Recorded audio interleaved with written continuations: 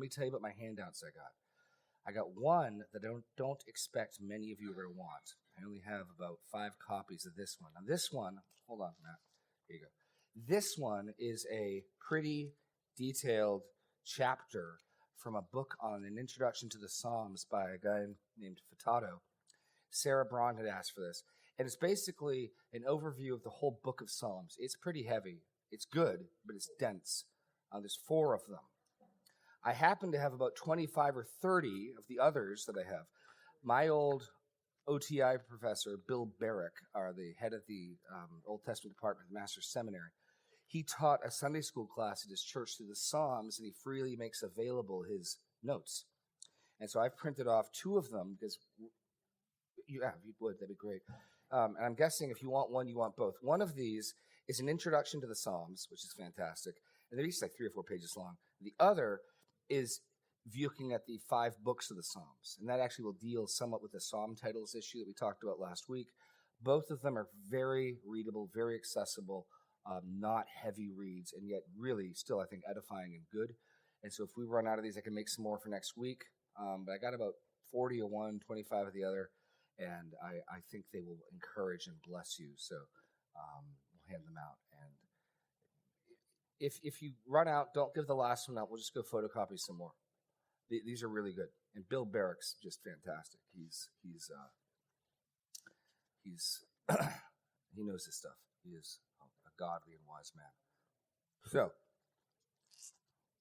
with that said, we can pick it up from any questions or thoughts from this morning's look at Psalm 9, or we can even go back if you have any remaining questions from Psalm 16.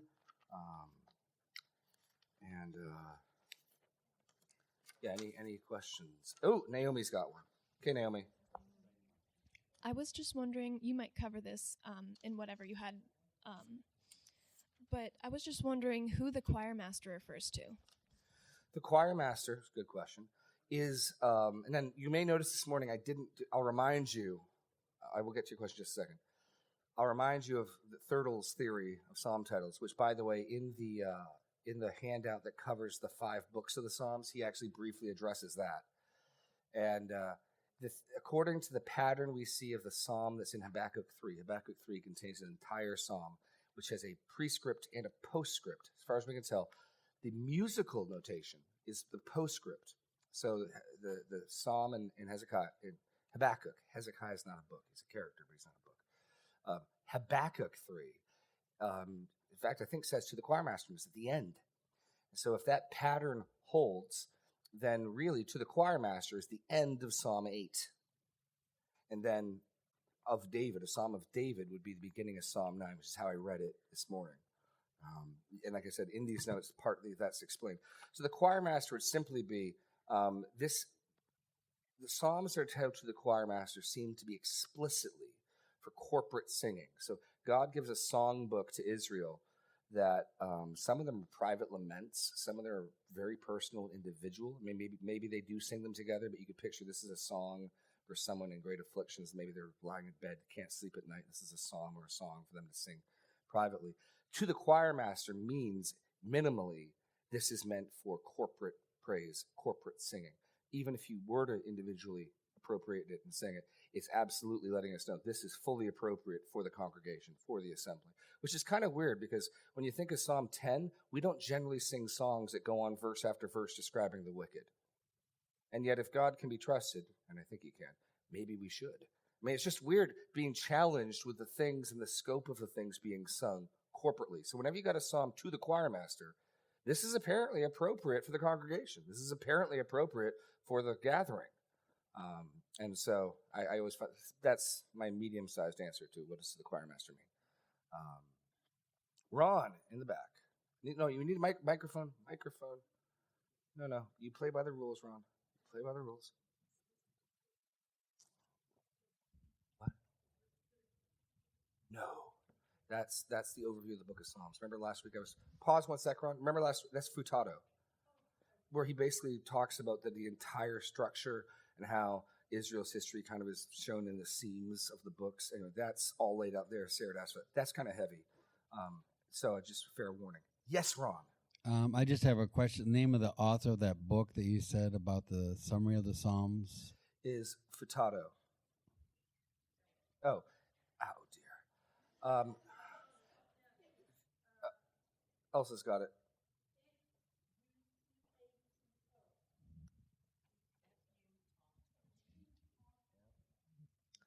Futato. Potato, potato, futato, futato. Yes.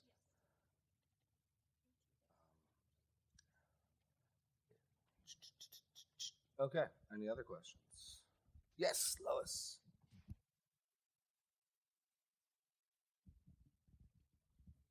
I need a blank filled in. Oh dear. Number 4, David's. Worship leads. Private worship. Oh, Number- David's call. David's Call. call. I think I only said that once. David, you got to find the C's, and so some of them don't fit. Yeah. Well, I figure if the psalm is an acrostic, I can do my outline in acrostic, right? Yeah. No, so you got David's. So I'll just give you all of them, 1 through. I'll even give you 6, even though we didn't hit 6. David's commitment, personal praise. David's comfort, God's past judgment. David's certainty, the eternal king. David's call, corporate praise. David's cry, deliver me. David's confidence, God will judge. That's the. Any other blanks you guys want? I didn't do blanks for number 6 because we're going to pick up on number 6 next week. But any other blanks missed? Oh, we don't have blanks missed, I don't think, but I think we have a question. What you said about private worship leads to public worship. Yes. And reminded me of Psalm 51, where David is confessing and repenting and asking to be restored after he sinned. And verse 13, it says, and then I will teach transgressors your ways. Yep. And Then, the yes. sinners will return. Yes. It's even in our sin, God can use that. Wow. When we No, these testimonies and this pattern of private. I'll take that and just show a couple examples. Probably my favorite psalm in the Psalter, mostly because I think when the Lord converted me, it just really I found encouraging, and I identified a lot with Psalm 40. Turn to Psalm 40. You'll see the exact same movement in Psalm 40.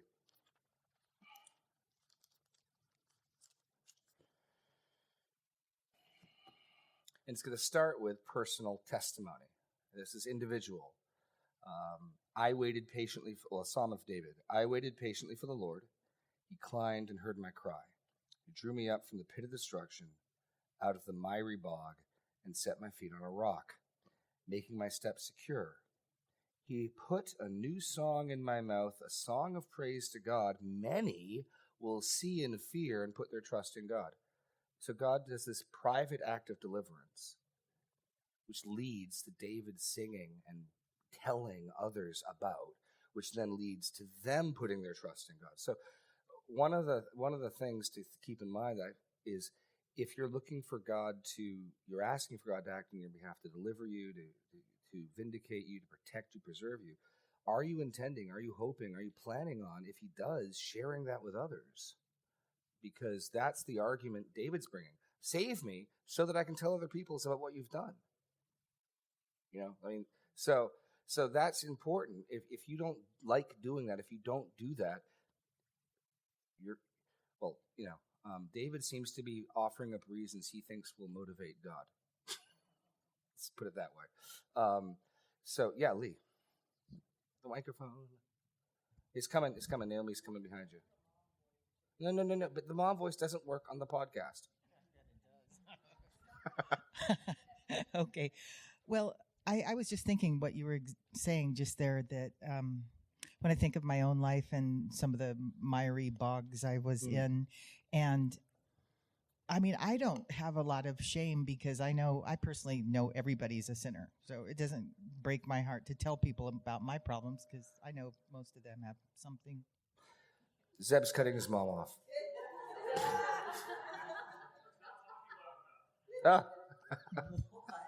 Okay. Can you hear Thank me? you. Okay. Thank you. Okay, excellent. Thank So in the instance that, what if a person is super shy and they they are just horribly embarrassed by their previous life, and then they don't want to ever say anything about it. Where does it go? This gets back. Whoa! Now I'm really loud now. I'd say that. I mean, so that's a good point. It'll be harder for some people to do this than others. I think the clear point, and I can show you again and again in scriptures, God intends for all of his people to do this. So this isn't optional. Now, maybe your progress in doing that is slower. Maybe you just write a little note on a piece of paper and slip it in to the offering, pray for, praise, whatever. Maybe you get your husband or your wife to do it on your behalf. Great. But what I don't think you get to say is, that's not my personality type. No, I don't think so. It's so clearly repeated that God, here's the pattern. We get the blessing, he gets the praise. And so we get the deliverance, we get the help, we get the grace, and he gets the glory. That's such a clear pattern. I don't think it gets to be broken because, I just don't like talking. Okay, I get that it's going to be harder for you, and I get that different people will do it to different degrees. We don't all have to do it the same. But that is something we must, and I think we can look at some more examples. It's just so repeatedly the pattern. Find a way to tell of God's glory. You can be creative. And in the online world, whether you post a Facebook update or whether can I put an anonymous thing in the messenger? No, seriously. If you really are terrified of speaking, think of some other ways. But God intends for that to happen. And think of the blessing. I mean, I can just tell you all, nothing encourages me more, really, than hearing about God's faithfulness in other people's lives. Nothing encourages me more. I know when you came, that was just so encouraging when we first spoke back when I was doing James in the fireside room. And no, to know that God is at work, right? It's incredibly encouraging. So part of it's just thinking beyond yourself. It's not about you. God delivered you, but he delivered you, and he means to bless more than you by that. So get creative, ask for help. There's different ways that's going to look, and for some people it's going to come too easily, and some people it's going to come too difficultly. But please don't think you aren't excluded for some reason from this. That's would be my answer. Keep going in Psalm 40, right? So it looks as though in verse 4, as David shifts from first person, the Lord delivered me, many will see and fear and put their trust in the Lord. I kind of think verse 4 is his new song. It's in the wisdom literature. Blessed is the man. It sounds like, Psalm 1, blessed is the man, or the Proverbs. Blessed is the man who makes the Lord his trust, who does not turn to the proud, to those who go astray after a lie. You have multiplied, O Lord, my God, your wondrous deeds and your thoughts towards us. None can compare with you. I will proclaim and tell of them. And if there are more than can be told. By the way, another argument I'd make for why God intends for all of us to do this is, especially the psalmist or to the choir master, God intends his people to sing, right? Does he intend them to sing it in lie? If you've decided, I'm just not one of those people who talk, you better be silent when we're singing this one or reading this one, or you're bearing false witness. In sacrifice and offering you have not delighted, but you've given me an open ear. Burnt offering and sin offerings you have not required. Then I said, behold, I have come. In the scroll of the book it is written me, I delight to do your will, O my God, your law is in my heart. I have told the glad news of deliverance in the great congregation. Behold, I have not restrained my lips. Restraining your lips sounds like a bad thing to do, right? As you know, O Lord, I have not hidden your deliverance within my heart. The way he's framing that doesn't make it sound like that's a neutral thing. If God's delivered you and you hide it and you restrain your lips based on this phrasing, it sure sounds to me like that's put in a negative light. That's not a good thing to do. I have spoken of your faithfulness and your salvation. I have not concealed your steadfast love and your faithfulness from the great congregation. As for you, O Lord, you will not restrain your mercy from me. Notice that's where I talk about the reciprocity. You want God's mercy? You don't want him to restrain his mercy? Don't restrain your lips. That's absolutely the logic David's using here. I have not restrained my lips. As for you, you will not restrain your mercy. So if you're eager to get the blessing and the mercy side of this, it seems as though you might get that ball rolling if you speak on the other side as well, to tell people of what God has done. And one of the reasons why I love Psalm 40 is he's doing all this stuff, and yet he's recognizing he's bogged down in sin. Some of the Psalms are really intimidate me because, like, according to my righteousness, vindicate me. I'm like, yeah, I can't say that. And he's not saying absolute righteousness. He's saying in this situation, I'm innocent. In this case, my enemies are attacking me. Vindicate me according to my righteousness. I love this. He's doing all this. And then, for evils have encompassed me without number, verse 12.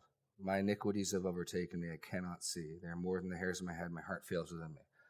And I found such comfort as a new Christian. And simultaneously, there's this deliverance. There's this transformation. There's this change that God has done. And yet I'm still struggling with sin and finding, hey, here's a song where they coexist. Here's a psalm that has somebody testifying to God's goodness, has somebody in fellowship, has somebody speaking of what God has done, and saying, help, my sins I'm drowning in them.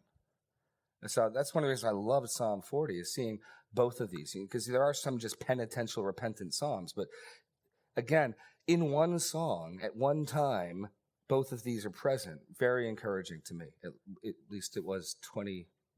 This summer will be 20 years. So, yeah. Anyway, that's going back to that repeating and telling. But and that's just one psalm. I could show you again and again and again and again and again. Or you go back to Deuteronomy, you'll speak to these to your children. You'll tell them of this. And the great tragedy in the book of Judges is in chapter 2, there arose a generation that neither feared the Lord nor knew what he had done. I mean, think they didn't know about the Exodus. They didn't know about the parting of the Red Sea. They didn't know about Sinai. I mean, what an absolute failure this generation of parents was. You can't make your kids fear God. You can teach them to fear the Lord, but they don't even know about it. Maybe they just were shy. Yeah, I don't think so. That dog's not going to hunt. So, okay. And I don't want to make light of people struggling with shyness, but struggle with it is my point. Is don't be at peace with it. Okay. Questions? Yes, Sarah. So something I've always wondered with the Psalms. The mic's on. It's lit up. Okay. But it's not audibly on. There you go. You got to speak right up on that thing. You got Sarah right up here. Okay. Now you give people a mic and their arm gets further and further away. Eventually, they're like. Okay. So something I've always wondered about the Psalms is we see in the New Testament how we're supposed to love our enemies and pray for those who persecute us. But then we see David who's saying, God, destroy my enemies. I don't like them. Yes. So how do those things coincide? That is a very good question, Sarah. I'm really hot now. Hot mic. Okay. This is a very good question. I was actually talking to Daniel about it earlier this week, that same issue. I don't think the New Testament is negating something in the Old Testament. You'll hear that sometimes. The Old Testament God is angry. The New Testament God is love. Although I will say this, the Old Testament certainly talks about, even in the Proverbs, do not rejoice when your enemy falls. But there is a place, certainly, for calling out for justice. Notice in Psalm 9, David's not taking matters into his own hand. And David twice has an opportunity to take Saul's life. And he says, far be it from me that I might strike or touch the Lord's anointed. So just because you're calling on God to judge the wicked and your enemies does not mean you cannot also give them a glass of water, rake holes over their head, show kindness to them. One of the ways I like to look at it is, Lord, you need to defeat these people. You can either defeat them by making them your friends. You can defeat their rebellion by causing them to bow the knee to Christ. Or you can defeat them by ridding the earth of them. Defeat them. Defeat their rebellion. And sometimes when I'll hear about atrocities taking place in the world, like, Lord, redeem them or kill them. But either way, stop them from doing the harm they're doing. Whether you do that by making them your sons and daughters, whether you do that by bringing them to know you, or whether you do that through judgment. Amen. But to show even in the New Testament, and this is absolutely attention. I want to go further, but let's go to Revelation chapter, I think, under the throne, the saints under the throne. 7? That's 7? What? Both of you? Okay. Oh, inside jokes. Okay. Yes, 6. So here we're going to have, I'm going to presume, sinless people because they're dead under the throne of God in heaven, and God doesn't allow wickedness into heaven. So what we're about to see, this prayer request, is from sinless people. Verse 9 of chapter 6. Then he opened the 5th seal. I saw under the altar the souls of those who had been slain for the word of God and for the witness they had borne. They cried out with a holy voice, O sovereign Lord, holy and true, how long before you will judge and avenge our blood on those who dwell on the earth? Now, I only want to point that out to say this. You can't say that's just an Old Testament theme. Because here it is, right in the New Testament. You got Paul talking about Simon the coppersmith who withstood him, but the Lord will repay him for his evil deeds. I mean, you've got some of this stuff. Now, what does make it trickier is I think it's a lot easier under the Old Covenant where you've got clear national boundaries. There's Israel and there's Israel's enemies. So those identities are clear. And everyone's welcome to come know the living God by becoming an Israelite. But while they remain a Philistine, they remain enemies, right? So in one sense, it is a lot easier to pray like there's a battle coming up. Oh, Lord, defeat them, strike them down. You know, they're raping and pillaging and killing our people.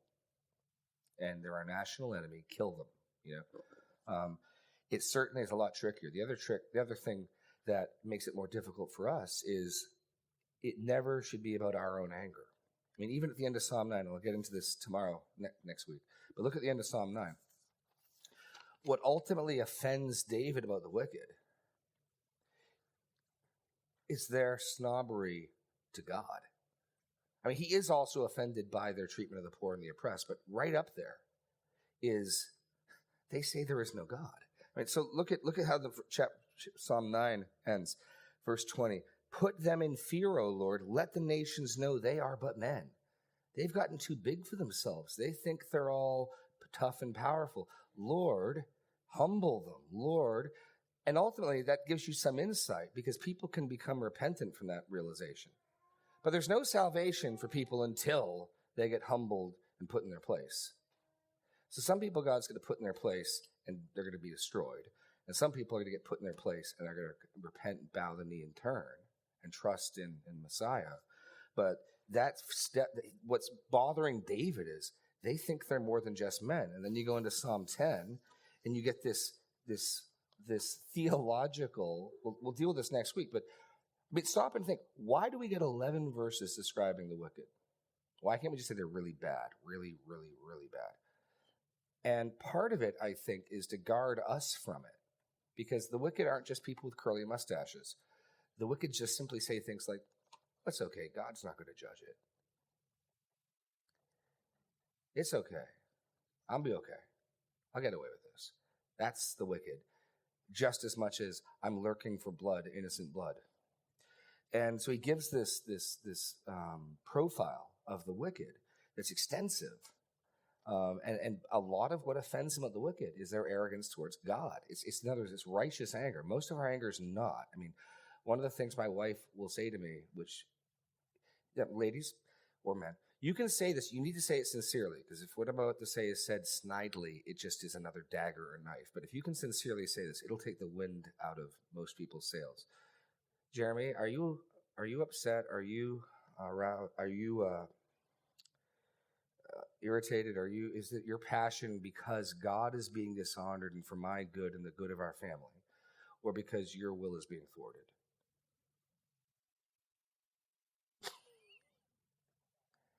Now, we know there is a righteous anger. Zeal for your house consume me. That's why Jesus cleanses the temple. And no, there is a place, clearly, for a righteous anger where you say, Lord, judge the wicked. But again, you're not doing it yourself. You're not taking vengeance into your own hands. And God knows when the wicked need to be judged, and God knows when they need more time. According to Romans 2, his patience is meant to bring us to repentance. He can sort that out. But he's watched. Anyway, let's just read this. But notice all of the vertical offense David is taking at the wicked. In that sense, false religion should offend us. Like they're giving glory to idols, not the living God. Even if those people in false religion are not hunting the poor. David would be just as upset and incensed. Verse 2 of Psalm 10. In arrogance, the wicked hotly pursues the poor. Let them be caught in their schemes that they have devised. For the wicked boasts the desires of his soul, and the greedy one curses and denounces the Lord.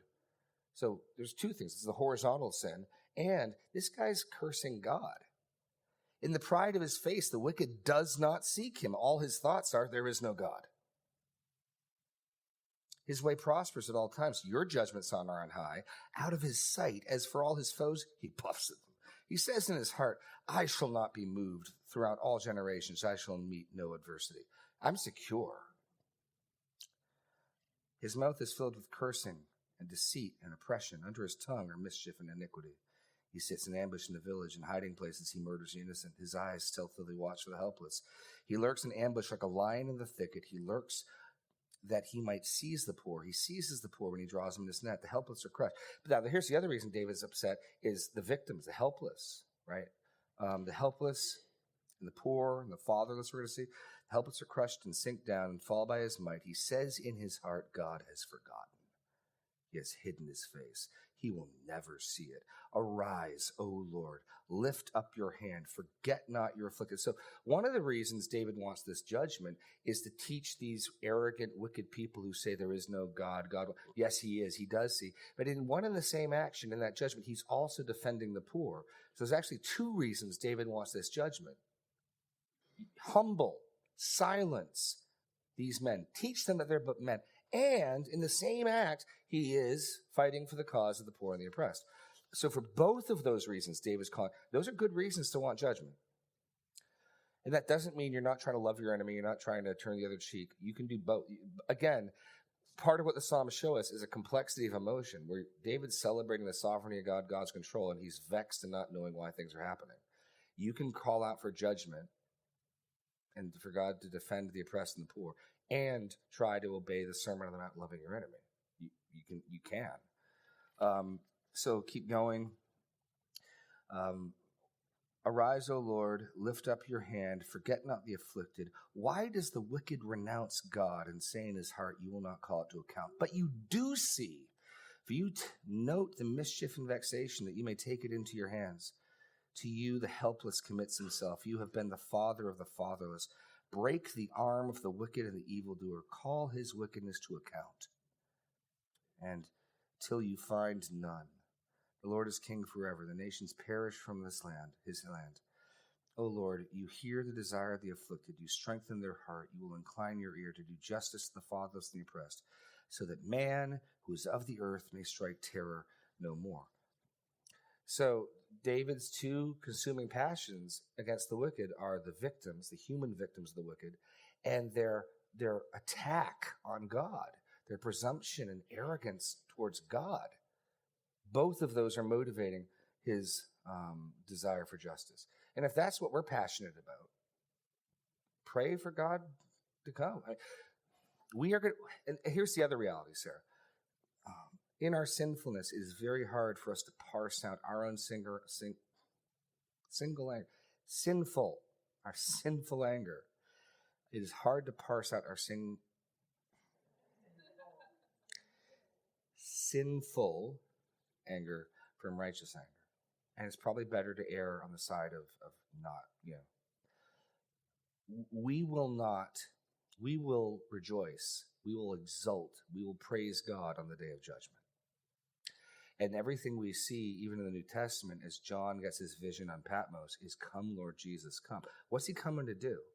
He's coming to afflict those who afflict and to comfort those afflicted. It's the same pattern here. He's coming to comfort those who are poor and trust in him, and he's coming to humble and break with a rod of iron the arrogant who are oppressing them. So it's the same desires we see in Psalm 9 are precisely what Jesus is coming to do at the second coming. That's one of the reasons why I introduced that new song, is because we don't actually have a whole lot of songs that focus on the second coming. And yet in the Psalms, so often it's the final judgment that ultimately we can live with the injustice and the suffering and the oppression around us today because we have confidence in the final judgment. That's a logic of so many of the Psalms that I thought It'd be really good if we could actually introduce a new song that actually focuses on that. That's kind of the thinking behind that. So often that is how, Tim Keller gives the example of a guy in his church from Cambodia who experienced, what they refer to as the killing fields. And he said, honestly, the only way he's able to love his enemy, the only way he's able to turn the other cheek is his confidence in the judgment to come. That because there is a hell, because there is wrath, because there is judgment, I can leave that to God. And I can love my enemy. So it's not as simple as just be nice and wish good things for them, or just call wrath them out. It's much more complicated. But there clearly is a place for this. There clearly is room for these prayers. The challenge for us, I think, is often we think either we want God to judge them, or we want to be kind to them, or we want God to save them. And I think you can probably do a bunch of those things at the same time, because I'm not judging them. So while God delays, while he knows what's best, I'm going to love my enemy. Even as I'm praying, God, let your kingdom come, bring justice. But apparently he knows best, and apparently that's not going to happen today, so I'm going to go love my enemy and turn the other cheek, right? I think that's how you begin to put those pieces together. Anyway, thank you. Other thoughts or questions? We've got about 5 minutes to go. Happy belated birthday. Kyle Stark, everybody. Kyle Stark. Okay. 5 minutes. Come on. Anybody? Bueller.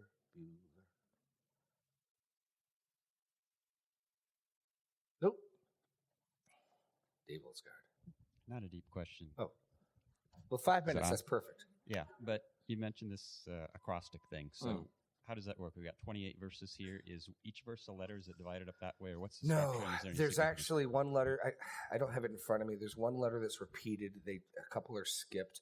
That's not unusual, by the way, for acrostics. Psalm 145 is a perfect acrostic with one missing letter, which the Septuagint adds. Well, it's perfect except. So this one, it starts out great, and towards the end of Psalm 9, it starts falling apart. It'd be kind of like when A, B, C, D, and then midway through, you skip a letter or two, and that sort of happens. But then Psalm 10 ends it perfectly. Like the plane lands perfectly, but in the middle, there's, I think, 2 letters that are repeated and 4 letters that are skipped or something. So it's not a perfect acrostic. But there's enough of an acrostic that it's undeniably an acrostic. It's not accidental that happened. So that's perfect. 119 is perfect. A perfectly executed acrostic. No, that's. I could get the books and find out exactly what the answer is, but it's not an exact acrostic, but it's like 80% on point. And that's not a suggestion, by the way, that there's error in it.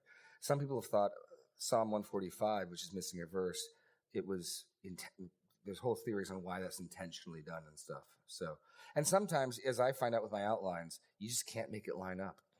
And trust me, it is better to abandon the alliteration than to force it. We had a godly guy, I love him, Dr. Mayhew, but he would make words up to put them into his outline. You get the revelator. It's not a word, Dr. Mayhew. The inspirator. Nope. That's not a word either. But he fit it into his thing. Seriously. And he was a godly guy, knew his stuff, but he was so like his outlines would be acrostic. He just. By the way, did you know that in the Sermon on the Mount, Jesus alliterates? In Greek, he does. Well, no, that's where we get it from. It's a divine pattern. No, in the Beatitudes, both sets show alliteration in the Greek. So we are at time. I will let you all go. Godspeed. Have a good Lord's Day. And God willing, I'll see you next week or sooner.